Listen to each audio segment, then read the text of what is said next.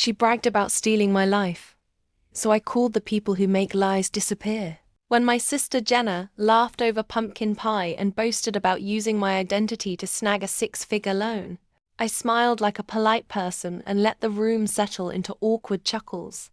"Do something about it," Mum teased. "Or are you going to let her have all the fun?" I sipped my wine and said nothing. Earlier that week I'd seen unusual activity flagged under my file at work. I traced patterns, tried to shrug it off, but the breadcrumbs led to one bitter truth. Someone close had weaponized my name.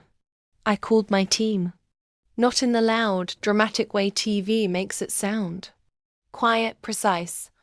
My manager at the bank's fraud division, a trusted private investigator friend, and a federal liaison I'd collaborated with before. That night I sat at the table, watching my sister preen under the glow of her own audacity. 3 days later, while Jenna posted selfies about finally getting the lifestyle I deserve, a black SUV rolled up my parents' drive. The FBI was knocking at our door. The blood drained from her face when agents filled the living room. Mum's laughter dissolved into a trembling, "What is happening?" Jenna's bravado crumpled into sputters. The agents didn't shout. They showed paperwork, wire transfers, forged signatures, shell companies.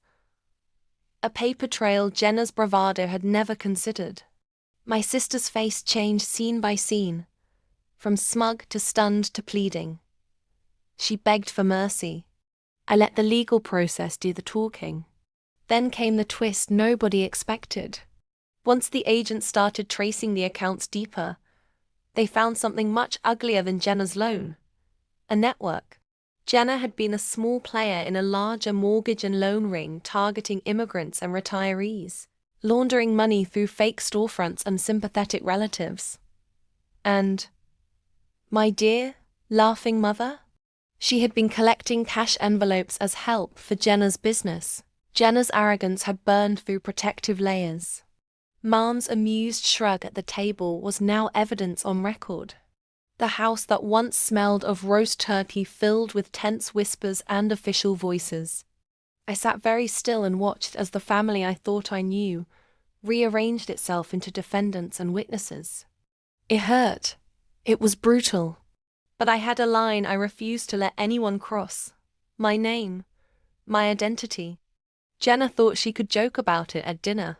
She didn't count on someone at the table who knew how to make lies unspool. When the agents led Jenna away, I felt no triumph, only the cold clarity of consequence.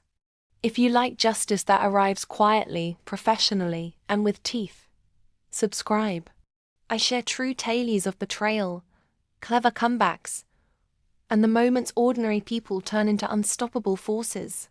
Subscribe now and hit the bell, because the next story proves that sometimes the person who looks the least dangerous is the one you absolutely don't want to cross.